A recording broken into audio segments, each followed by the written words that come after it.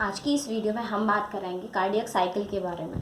Cardiac cycle show करता है एक हार्ट बीट के टाइम में जितने भी टोटल इवेंट्स होते हैं वो उन सबको हम सम अप करते हैं in the form of the cardiac cycle. यहाँ पर हम सबसे पहले स्टार्ट करते हैं आर्टेरियल सिस्टोल से। जब आर्टेरियल सिस्टोल होता है तो आर्टेरियम का प्रेशर इंक्रीज होगा। यहाँ पर हम जितने भी इवेंट्स शो करेंगे वो हम शो करेंगे with respect to the left side of the heart. तो ये जो आर्टेरियम है ये लेफ्ट आर्टेरियम है। लेफ्ट आर्टेरियम में प्रॉपर प्रेशर की वजह से यहाँ पर यानी कि एक्सल पोटेंशियल की वजह से जो लेफ्ट आर्टेरियम है उसमें कॉन्ट्रैक्शन हुआ और इसके कॉन्ट्रैक्शन की वजह से प्रेशर इंक्रीज हुआ, जिसकी वजह से आर्टेरियम एम्प्टी होने लगता है और वहाँ से जो ब्लड है वो लेफ्ट आर्टेरियोवेंट्रिकुलर वाल्व के थ्रू जाता है वेंट्रिकल में। लेकिन इस पॉजिटिव डिफ्लेक्शन के बाद आप देख सकते हो इस पर्टिकुलर पॉइंट पर आके जो बाइकस्पिड वाल्व है यानी कि लेफ्ट आर्टेरियोवेंट्रिकुलर वाल्व वो क्लोज हो जाते हैं। इस क्लोजिंग के साथ साथ क्या होता है, इसी पॉइंट से स्टार्ट होता है वेंट्रिकुलर कॉन्ट्रैक्शन। यहाँ से वेंट्रिकुलर कॉन्ट्रैक्शन स्टार्ट होता है यानी कि वेंट्रिकल्स कॉन्ट्रैक्ट तो कर रहे हैं इस टाइम पीरियड में, लेकिन वहाँ से कोई थोड़ा भी अमाउंट ब्लड का आयोटा में भी मूव नहीं कर रहा है। तो इसलिए हम ये वाला जो टाइम पीरियड है, ये वाला जो कंप्लीट, इसको हम नाम देते हैं आइसो वॉल्यूमेट्रिक कॉन्ट्रैक्शन का।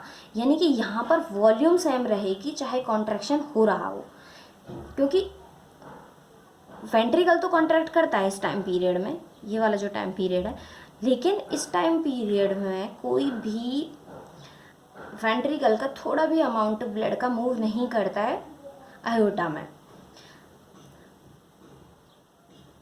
80 mm HG जब प्रेशर यहाँ पर हो जाता है वेंट्रिकल्स का, तो इस ब्लड प्रेशर की वजह से आयोटिक वाल्व ओपन होंगे।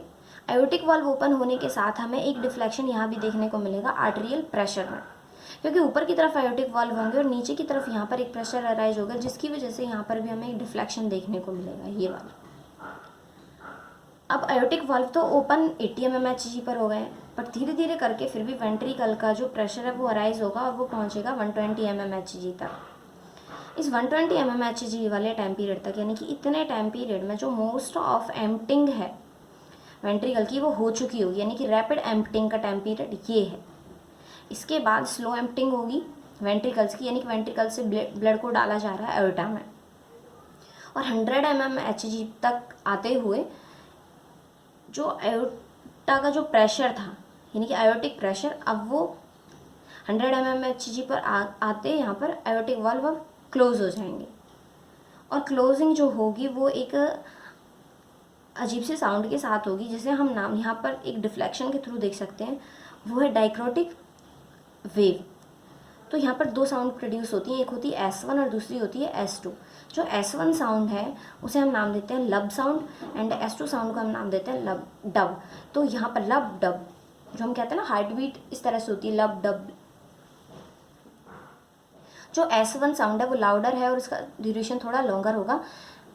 S2 साउंड शॉर्टर ड्यूरेशन की होती है और S1 की कंपैरिजन में लेस लाउडर होती है। यहाँ पर जैसा आप देख सकते हो कि जब आयोटिक वाल्व की क्लोजिंग हो रही है डाइक्रोटिक वेव के साथ, तो यहाँ पर बाइकस्पिड वाल्व लास्ट में इस डाइक्रोटिक वेव के साथ ओपन हो जाते हैं, क्योंकि यहाँ पर ब्लड की वजह से इतना प्रेशर हो जाता है कि बिना कॉन्ट्रैक्शन के ही जो बाइकस्पिड वाल्व है वो ओपन हो जाता है। और बाइकस्पिड वाल्व के ओपन होते ही 1/3 जो फिलिंग है वो होती है वेंट्रिकल की, क्योंकि अब आर्टेरियम से वेंट्रिकल में ब्लड जाएगा इस टाइम पीरियड में। इस टाइम पीरियड में यहाँ पर जो आर्टेरियम में ब्लड था वो चला गया वेंट्रिकल में, तो नेक्स्ट 1/3 जो फिलिंग होगी वेंट्रिकल की, उसमें क्या होगा कि जो डायरेक्ट आर्टेरियम में जो ब्लड आना होगा वो वेंट्रिकल में डायरेक्ट आ जाएगा। डायरेक्ट कैसे? क्योंकि देखो लेफ्ट आर्टेरियम में ब्लड आता है पल्मोनरी वेन से, तो पल्मोनरी वेन का जो ब्लड है वो डायरेक्टली अब किस में आएगा, वेंट्रिकल में।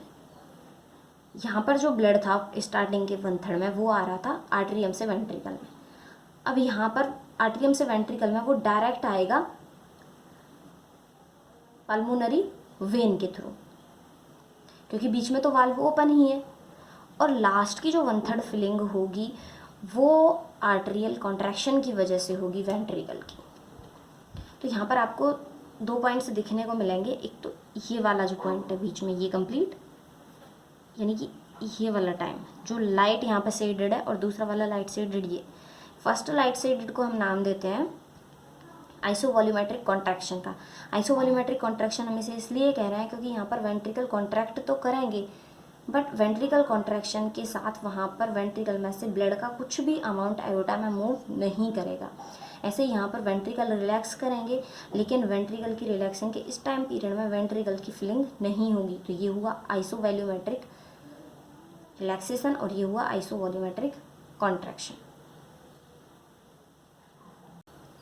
आर्टेरियल कॉन्ट्रैक्शन के पहले से ही जो वेंट्रिकल में जो ब्लड है यहाँ पर इस 1/3 फिलिंग की वजह से और नेक्स्ट 1/3 फिलिंग की वजह से वो होता है 105 मिलीलीटर ब्लड। आर्टेरियल कॉन्ट्रैक्शन उसमें कंट्रीब्यूट करता है सिर्फ 25 मिलीलीटर ऑफ ब्लड के लिए। तो टोटल हो गया 130 मिलीलीटर ब्लड। ये 130 मिलीलीटर जो ब्लड है, इस 130 मिलीलीटर को हम नाम देते हैं एंड डायस्टोलिक वॉल्यूम, क्योंकि ये वॉल्यूम शो करती है कि यहाँ पर डायस्टोल के एंड के साथ 130 मिलीलीटर ब्लड अक्यूमुलेट हो गया है। इसमें से 70 मिलीलीटर ब्लड को वेंट्रिकल कॉन्ट्रैक्शन के टाइम पीरियड में आयोटा में डाल दिया जाता है, तो इसे हम नाम देते हैं स्ट्रोक वॉल्यूम। तो बचा कितना, 60 मिलीलीटर ब्लड बचता है एंड सिस्टोलिक वॉल्यूम की तरह। तो हम स्ट्रोक वॉल्यूम को निकाल सकते हैं। एंड डायस्टोलिक वॉल्यूम में से एंड सिस्टोलिक वॉल्यूम को अगर हम माइनस करें तो हमें मिल जाती है स्ट्रोक वॉल्यूम। देखिए, जितने ज़्यादा अमाउंट में हमारे पास लेफ्ट वेंट्रिकल में ब्लड अक्यूमुलेट होगा, उतना ही वेंट्रिकल्स की जो वाल्स हैं वो स्ट्रेच होंगी, और इसे ही हम नाम देते हैं प्रीलोड। तो हम कह सकते हैं preload is directly proportional to the end diastolic volume. तो जितना ज़्यादा ब्लड हार्ट में वेंट्रिकल्स में अक्यूमुलेट होगा, उतने ही ज़्यादा एफिशिएंसी के साथ वेंट्रिकल्स कॉन्ट्रैक्ट कर पाएंगे। इसे ही हम नाम देते हैं Frank Starling law of the heart. Frank Starling law of the heart कहता है स्ट्रेच या फिर preload is directly proportional to the end diastolic volume. इसके साथ साथ जो आफ्टर लोड और कॉन्ट्रैक्टाइलिटी है, आफ्टर लोड का मतलब होता है कि वेंट्रिकल्स में से ब्लड को इजेक्ट करने के लिए जो पर्टिकुलर अमाउंट का प्रेशर है वो वेंट्रिकल्स को एक्सीड करना है, ये है आफ्टर लोड। कितना फोर्सफुली एक individual ventricular muscle fibre contract कर सकता है, ये है कॉन्ट्रैक्टाइलिटी।